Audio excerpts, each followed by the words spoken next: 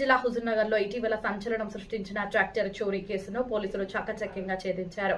సాంకేతిక ఆధారాలతో నిందితుడిని గుర్తించి అరెస్టు చేయడమే కాకుండా అపహరణకు గురైన జాన్ డీర్ ట్రాక్టర్ ను కూడా స్వాధీనం చేసుకున్నారు.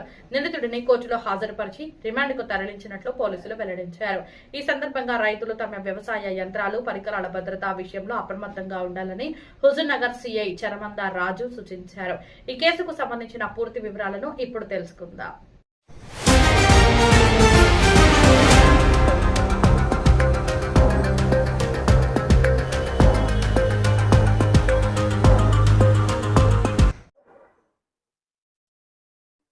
ఈరోజు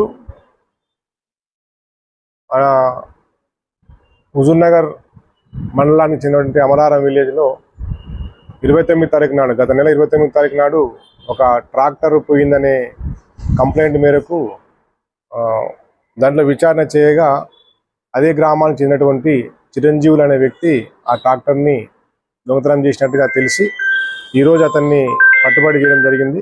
అతను ఆ ట్రాక్టర్ని తీసుకొని వెళ్లే క్రమంలో అవిరేణికుంట, మఠంపల్లి మండలం అవిరేణికుంట దాటిన తర్వాత పెద్దవీడి మధ్యలో ఆ ట్రాక్టర్ మట్టిలో ఇరుక్కపోవడంతో అక్కడే వదిలేసి పారిపోయినాడు. ఆ కంప్లైంట్ వచ్చిన తర్వాత దాని మీద ఎంక్వైరీ చేసి మొత్తం పూర్తి విచారణ చేసి తెలుసుకునగా ఆ గ్రామానికి చెందిన చిరంజీవి అతను దొంగతనం చేసి వెళ్తూ ఉంటే ఇరుక్కపోవడం పారిపోయినట్టు తెలిసింది. కాబట్టి ఈరోజు ఆ ట్రాక్టర్ని మరియు అతన్ని కూడా పట్టుబడి చేసి రిమాండ్కు తరలించడం జరుగుతుంది. ఆ ట్రాక్టర్ విలువ సుమారుగా 4 లక్షల రూపాయలు ఉంటుంది. ట్రాక్టర్తో పాటు అతన్ని కూడా కోర్టులో హాజరుపరిచి తగు చర్య నిమిత్తం తీసుకోవడం జరుగుతుంది.